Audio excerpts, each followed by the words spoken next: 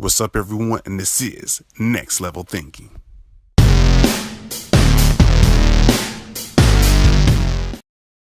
What's up, everyone? It's another episode of Next Level Thinking, where we always bring you inspired guests to bring you to the next level. It's your host, of course, Chris Holmes, but today I have a special guest by the name of Monica Watkins. Awesome.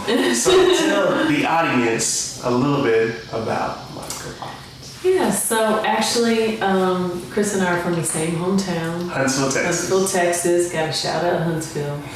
But I started my career in the fashion industry really young, when I was 16 years old. How young? I was 16. 16? Yeah, and so that was over 25 years ago that I started modeling. And that, growing up as a teenager and modeling, and then moving to New York right after I graduated from high school, and then traveling the world shortly thereafter, it was kind of a unique experience as a kid. Did it feel like everything was like fast paced? Consider like you just graduation and then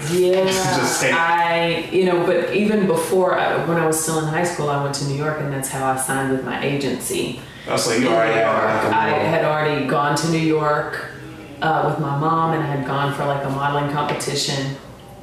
And so, I got my first taste of New York, but I wasn't by myself. You had your family. I had my family, like my mom and dad were with me. And then I was with a group of other teenage models in this competition. And then we had like a lot of chaperones and mentors that were with us. So the first time that I really went to New York and lived by pretty much by myself. I mean, I was in the models' apartment. There were other models there, but I was 18. And then that was also when I took my first trip to Italy, and I lived in Italy for a while as well. So you just like, you still like traveling. I was a teenager.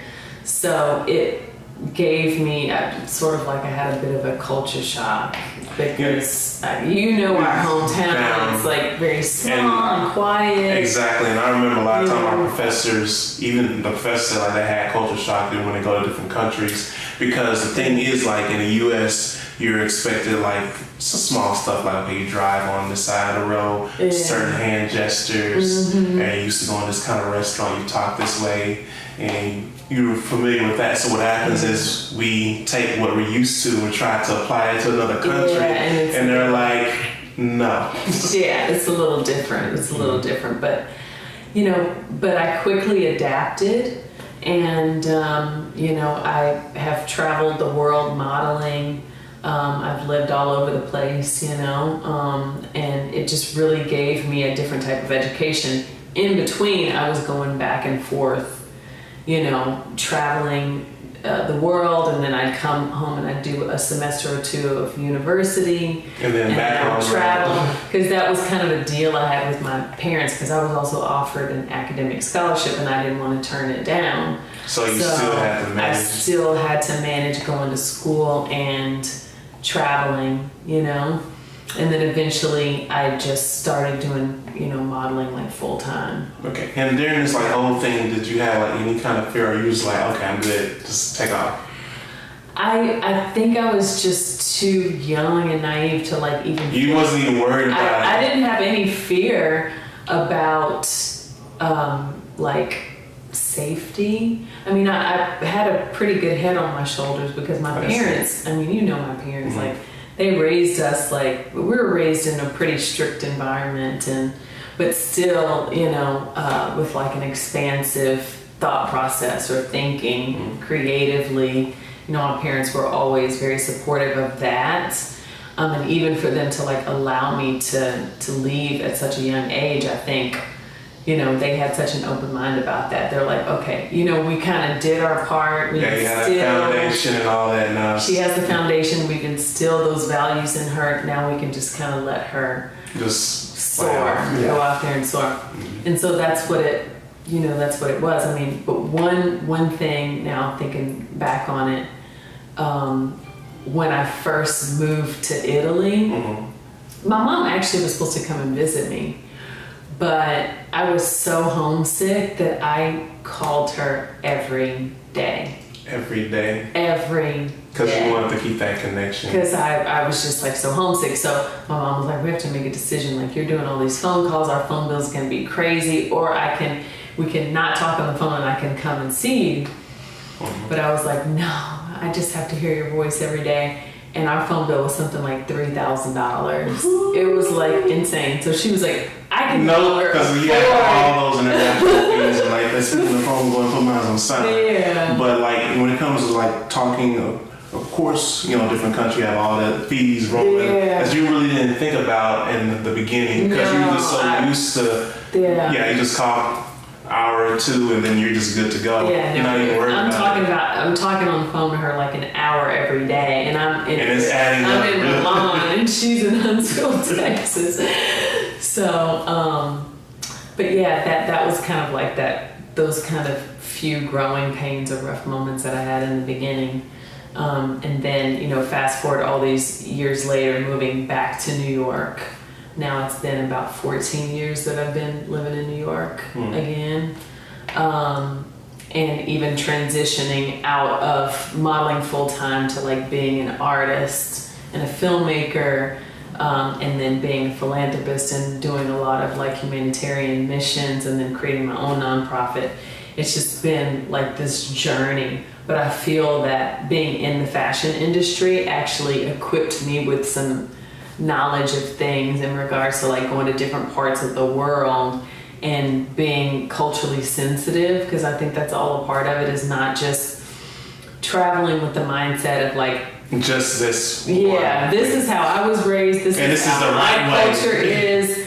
It's that sort of like colonizing mentality of like, you know, Americans coming in saying, you know what, you have to be Christian, you have to do this, you have to do that, because that's going to make your country better. It's the same with us as, you know, when we're traveling, of thinking. There's so many different things. Like when I love my sociology class a lot because it makes you remind, especially when it comes to religion, you know, cultural, family backgrounds, different practices, their beliefs, their morals, and all that. All that's different, but that's what shaped other individuals to be different. That's what makes them unique. You know, we're all unique in our own kind of ways. Absolutely, and I think we do ourselves a disservice when we go to other countries and we don't try to immerse ourselves within the culture that exists.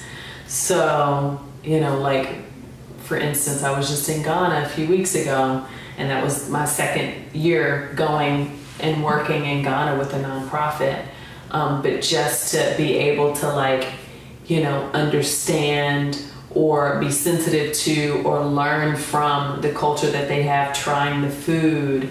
You know, we went to an event and they had like all of these tribal dances and like this, you know, and it was just such a beautiful experience to say, you know, of course I have my everyday life that I live and it's so normal to me, but you can never walk a mile in somebody else's shoes, but you can definitely observe, appreciate, and respect another culture, and especially when you're, you know, immersing yourself in that culture and actually working in that country. Yeah, because what you think is normal, their perspective of normal is completely different. Exactly. Like when we were working in Cambodia, you know, and it's like when you see someone and you know, and you kind of like bow to them, and the way that you say thank you and how you dress, and you know, they're a more conservative society in how they look at how women dress, so you actually have to respect that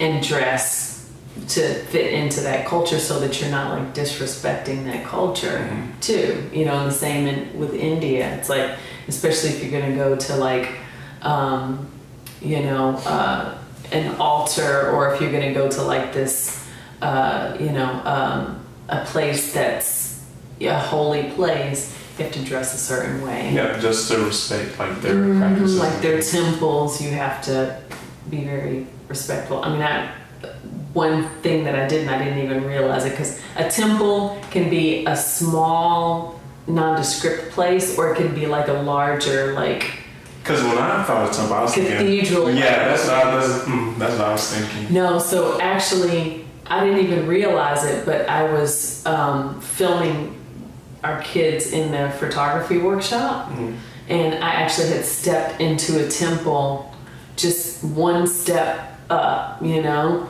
but it just looked like a normal like step, and I was kind of stepping up so I could get this shot. And these, like, it was like 10 people that just gathered around me, and they were like screaming at me, you know. That's why, what are you doing? Like, I didn't know. And then one guy came up and he was like, he spoke English. The other people that were screaming at me, to them, they were like, what are you doing? And they were like, she's from another country. Yeah. She doesn't understand. And so basically he was like, you can't do that. Like, this is a temple. I know you don't understand, but just like try to be more aware, you know, like this is a temple. So, you know, you can't do that, you know? And I was just like, I'm so sorry. I didn't know, you know, but I'm grateful for all those experiences so I can That's how you learn. By making mistakes and then just continue from there. Actually, I was listening to a podcast, Tony Robbins, to be honest, and he was saying like, a lot of times we forget like our foundation learning. Like when you were learning how to walk, you stumbled, you fell, you try to walk footsteps, and then you fell again, but you kept going. Yeah. You kept going, you kept trying different kind of ways until you finally figured it out. When you were walking, your parents like he or she is walking. But we sometimes forget that, and you gotta continue that same thing in life. So you're going to be making your risks, you're going to be trying to do things, you're going to find out you don't like this, you like this, or I should hang with this crowd, I shouldn't hang with that crowd. That's all a part of the learning process. Yeah, it is, and it's something to really cherish, you know, because the day that we stop learning is the day that we don't exist, you know? It's part of the journey. Yeah. So what makes life so memorable. Yeah, it's amazing. So yeah, I've enjoyed every aspect of my career, and then transitioning, and now, you know, deciding and sort of like being chosen for that path of service, living a life of service, and that's what I'm most excited about today, is that being able to serve. And so who are 3 top people you look up to? I know I narrowed it down. I know you probably 3. I know. I would have to say my mom and dad are the top 2. Okay. And the third one? Because, well, my mom and dad, and they're 2 totally different personalities and people. It's a different but they really, together as like a parental unit, they're pretty amazing. You know, like they're like the yin and the yang, you know.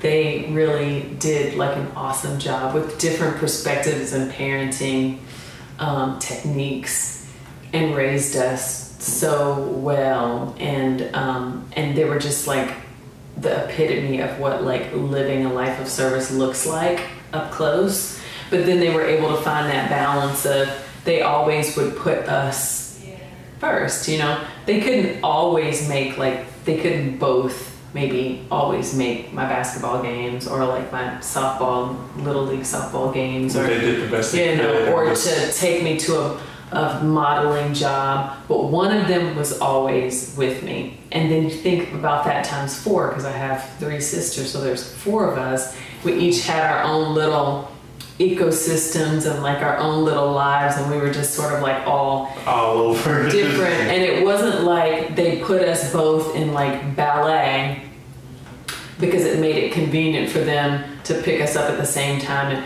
no, it was like, okay, maybe I was in ballet and then my sister was in gymnastics. They just really listened to what our desires were. I played the violin, you know, and then my sister was in gymnastics, and then I was in ballet, and then she was playing basketball, and then I was playing basketball, and she was in cheerleading, and you know, and it was just like, and we always had different desires, interests, and things that we wanted to do, and they made sure to, of course they couldn't do everything, but all of the things that we would dream or hope for in life, even for that moment or that year, they would make sure to allow you to experience it. Yeah, allow us to experience it and travel and, you know. And I think that's how you figure out what your niche is. Like, who are you? Just like trying multiple different things. Because like if you don't try nothing, you don't really find out. Yeah, you don't. You don't really have that opportunity. I mean, I don't have any kids, but if I do have children, I would really love to raise them like my mom and dad Allow them to venture out. raised us, you know, because it's such a gift to, you know, and it has been such a gift to see, like, even our whole family to this day, how we've grown together, you know, and then to see how much they give back to the community and to kids and to anybody really. My parents are all so active, politically active, you know, and have just been such an inspiration to me. So I would say that would be my top two. And then The three. the three, I think probably either Bishop Tutu or Mandela, or like if you could put them together. I don't think it's possible, but just on a global scale, what people like them have done and contributed so that they could make a path for each one of us. Legacy. You know, a legacy. Dr. Martin Luther King. There's so many. I don't think I could pick one. My definite top two of the three would be my parents, just because I was so. Because they helped mold you to the person that you are. Yeah. But then I think collectively, all of those legacy builders out there, Mother Teresa, and you know, all of those incredible, you know, Mahatma Gandhi, all of those incredible people that have even laid down their lives so that we could live. Or so experiences like yeah. the jewels of life and much more. And then when it comes to like building these legacies, you have to make great sacrifices. So you open a door for the future generations. Mm-hmm. Because like, just imagine if, you know, Martin Luther King never opened up his mouth to speak peacefully and following, you know, the same tactics of Gandhi, because he learned the same. Mm-hmm. So it's like the pieces all come together of just marching peacefully and then speaking the famous "I Have a Dream" speech into the masses, so that we can finally be able to live all together in unity, no matter the race and your backgrounds and all that. Absolutely, absolutely. And I think that today we need more people like that. Just to stand up. To stand up, it's scarier and it's, you know, I think that more is dangerous than it probably has ever been. Yeah. Maybe. But at the same time, if you really think about it, I mean, this is all throughout history, not just in American history. It's like the people that actually take a stand for what they believe, for the people to, even for like education and much more, or just ideas, like throughout the criticism or what the masses, they just stand to what they believe and just speak on it. And it starts off a little small, like, it's not, and then it just explodes into something very huge. Yeah, absolutely. But I think we need more people like that to sort of stand up and to kind of like guide us into the next, you know, part of our evolution, the evolution of our humanity, because I don't see it happening like it happened before, you know, where the whole human condition kind of like tilts on its head because there's one or two people that sacrifice so much that we learn real time what being a human being is really about. We don't have those people as much anymore. You know, maybe on a... Hey, somebody's gonna step up to the pedestal soon. Yeah, and then relieve the people from there. Yeah. So I got another good question. What are the top 5 things that you value in life that mold you? Well, I would have to say my faith, you know, my relationship with God, because that definitely has to come before anything else, because without Him, who are we? We don't exist, you know? And my relationship with my family. So that's two. Family, you know, bigger foundation that you talk about. Yeah, really, really, really. And then 3, I think it's just as a global community coming to the realization that we're really all the same, you know? That's a really good, yeah. We're not different. Like, I am you and you're me. If we think in those terms, then how can we hurt each other? How can we destruct and cause so much destruction in the world? And how can we, you know, tear each other down? I think if we all had that perspective, like, the world would change in such a blessed and incredible way, really, really, really fast. And then I think investing in our youth is really, really important as well, because that's really investing in the future of our world, is like to invest in our kids. It's like having a torch and things. And the last one? Yeah. I think being more conscious of like how we treat this land and this place that we have.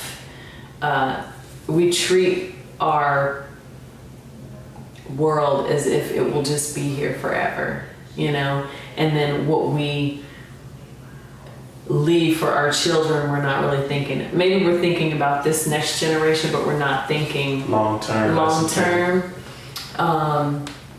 And I think we really have to put a lot of focus into like conserving what we have, because already it's apparent that this world is not going to be here forever, you know. So for us to try to leave it a little bit better than it was in our generation for the next generation, I think that's something that we have to do. Yeah. And I want to kind of go back to one thing you said, the word change, and I'm going to reference like what Michael Jackson said at one point was, if you want to make a change to the world, it starts, you know, with yourself. Because you want to make big changes, but if you haven't changed yourself, how can you impact the people? Yeah, that's true. It's absolutely true. You know, for me, I just made a commitment that I wanted to leave the world a little bit better than it was while I was here. You know, that's the legacy that I want to create.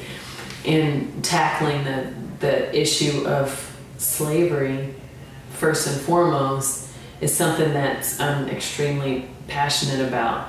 So there was sort of like a turnkey moment when I had to take a real long, hard look at myself and say, reality check. why am I here? You know, like, what am I doing? Like, not that I was doing anything bad or wrong, or what's your purpose? It's like that kind of thought process. Yeah, and the fashion industry is, don't get me wrong, it's really awesome. And I'm always going to be connected to it, like always. Like, my roots are there. You know, the language I speak, a lot of it is there. The people that I know. But then just coming to the realization that, like, I don't have that much time left on this earth. And what I do with it, I want it to make a difference. I want it to affect positive change in the world. And so that was that moment for me, where I was looking in the mirror like, you know what, I can't just keep looking in this mirror and not change everything that's connected to me, which is everything in the world in some way, you know. Okay.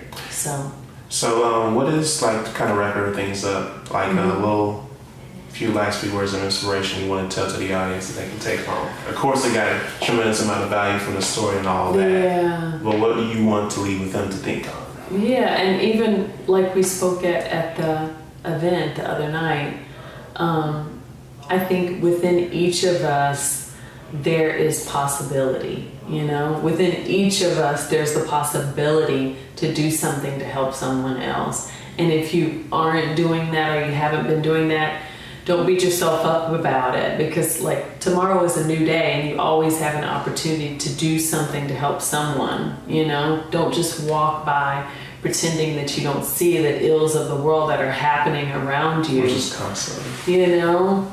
Don't turn a blind eye to suffering, pain, hunger, you know? you can always do something, even if it's not on like a large scale. If it's on a small scale, just looking around your neighborhood, seeing the stuff that's going on, being aware. Yeah, and helping one person. Just start out by helping one person, you know, and see how God speaks that message even deeper into your life when you open up to the possibility of how you can really be of service. And it just takes one moment. Just one. Just one. Because who would have known, like, the one person that you spoke life or encouraged maybe the next big thing, but if you would never said nothing. Yeah, nothing absolutely. You know, and I've had mentors and messages that came to me that changed my life. And I think each person has the potential to be that for somebody else too. Awesome. Yeah. So we're gonna go ahead and wrap this up. You know, it's your host Chris Holmes here, bringing you inspired, inspirational guests to help you take it to the next level. Of course, I have my lovely guest by the name of Monica Watkins. And before we close out officially, where can they find you? Yes, well, you can find our nonprofit on Instagram at Beauty for Freedom, spelled out. You can go to our website, beautyforfreedom.org. You can find us on Facebook at the same, at Beauty for Freedom. And you can always leave us a message or, you know, an encouraging word or ideas on projects or collaborations. You know, we're always open to that. And Awesome. So we're going to go ahead and close it out. Chris Holmes again. Peace and much love.